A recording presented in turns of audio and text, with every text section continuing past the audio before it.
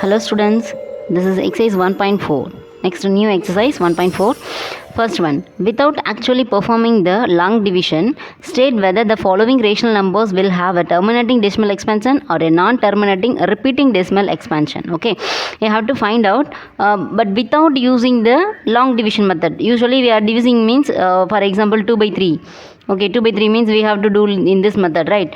Without using this method, we have to find out whether it is a terminating decimal expansion or a non-terminating decimal expansion. Okay, we have to find out that one. Then without using this method, which method we have to use? We have to use here they are given, no, whether the following rational numbers should be in the form of P by Q format, right? This is the rational number. Any number is in the form of P by Q, we called that number as a rational number. Okay, and one more condition, important condition, Q does not equal to 0. Okay, the denominator should not be equal to 0.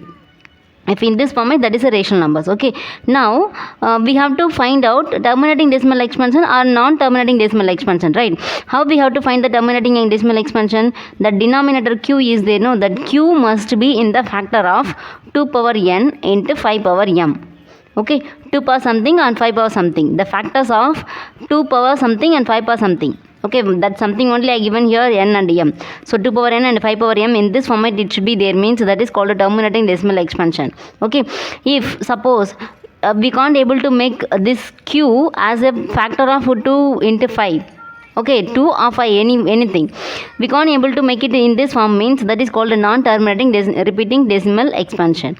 Okay, now we have to find out the first one, 13 divided by 3125. Okay, we have to find this is the rational number, right? P by Q format is there, and then Q does not equal to 0. So obviously this is a rational number only. But we have to find this rational number is a terminating decimal expansion or non-terminating decimal expansion. Okay, for that we have to find out the prime factorization. First we have to find the prime factorization for Q. That means the denominator 3125 is there. No, for that we have to find the prime factorization. Already you found the prime factorization for a number, right? The same thing in that 5 table. 5 6 are 30, remainder 1 12, 5 2 are 10, remainder 2 25, 5 times, so 625. Again in that 5 table, 5 1s are 5, remainder 1 12, 5 2 are 10, remainder 2, 5 5 are 25, 125. Again in that 5 table, 5 2 are 10, remainder 2 25, how many times? 5 times. So again 5 table, 5 5 are 25, again 5 table 1. So these are the prime factors for 3125. Okay, now how many 5 are there? See how we can write, no, 13 divided by 3125 equal to 13 divided by, in this 3125 is there, no, that one, how we can write, how many 5s are there? 1 2 3 4 5. So we can write 5 power 4, right? 5 power 4 is nothing but 5 into 5 into 5 into 5 into 5. Sorry, 5 times is there. Okay, 1 2 3 4 5. So 5 power 5. So this q is there, no, that q is in that 5 power something, right? Factor of 5. So it is a terminating. So it is terminating decimal. Okay, next second one. 17 by 8. Okay, for this also, this is a rational number, P by Q format is there, and then Q not equal to 0, right? So we have to find the prime factorization for 8. 2 in the 2 table, 2 4s are 8, again in the 2 table, 2 2s are 4, again in the 2 table 1 time. So how many 2s are there? 1 2 3. So we have to write for this, instead of 8 we can write 2 cube, right? So 17 divided by 8 equal to 17 divided by this Q only. Okay, this Q only, it must be in the format 2 power n into 5 power m. Okay, so this 2 1 2 3, so 2 cube. Okay, this is in the form of 2 power n into 5 power m. This format is there, right? So this is also terminating. This is also terminating decimal expansion. Okay, next third one, 64 divided by 455. 64 divided by 455. Same thing. This is also P by Q format. We have to find the prime factorization for 455. And then 5 table, 5 9s are 45, 5 1s are 5. Okay, again in which table we have to do in this 91? 7 table, 7 1s are 7, remainder 2, 21, 7 3s are 21. So 13 is a prime number, right? So we can able to, sorry, one time. So how we can write this 64 divided by, instead of this 455, what are the prime factors for this 455? 5 into 7 into 13. Here 5 is there, correct? 5 power 1. So 5 is there.